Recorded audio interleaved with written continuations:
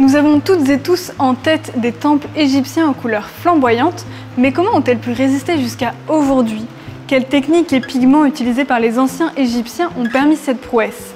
C'est ce que tentent d'expliquer plusieurs chercheurs à Grenoble, et cela se passe dans un lieu assez particulier, le synchrotron, un accélérateur de particules.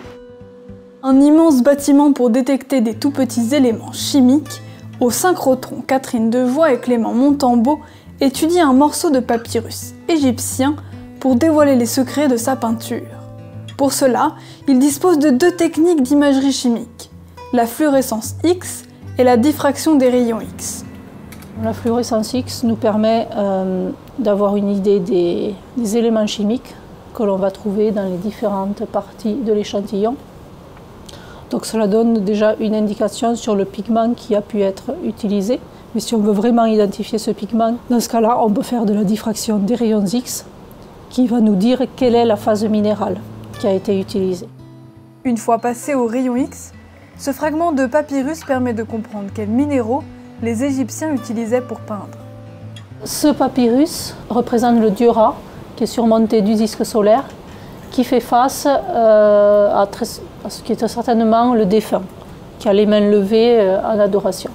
Voilà, donc on a fait une cartographie par fluorescence X de l'élément chimique fer, plomb, cuivre, arsenic et mercure. Si on fait de la diffraction des rayons X, on sait que ce fer va venir d'un composé qui s'appelle hématite, donc qui est un pigment rouge. Mais on ne voit pas de rouge en fait sur l'illustration. Donc ce qui s'est passé, c'est qu'un dessin préparatoire a été réalisé avec une encre rouge. Le cuivre s'est lié au pigment bleu, qui est un pigment que l'on a ensuite identifié comme de la cuprorivahite, ou aussi appelé bleu égyptien. C'est un pigment synthétique, un des premiers pigments synthétiques de l'histoire. L'arsenic provient d'un pigment qui s'appelle or-piment, qui est un pigment jaune, donc pour colorer toute la face, toute la peau du dieu. Et le mercure provient de cinabre qui a été mélangé avec de l'hématite pour certainement obtenir une teinte de rouge particulière sur le disque solaire. Mais pour cet échantillon âgé d'environ 2000 ans, l'analyse n'est pas toujours simple. Les pigments, aussi appelés phases minérales, ont pu changer avec le temps.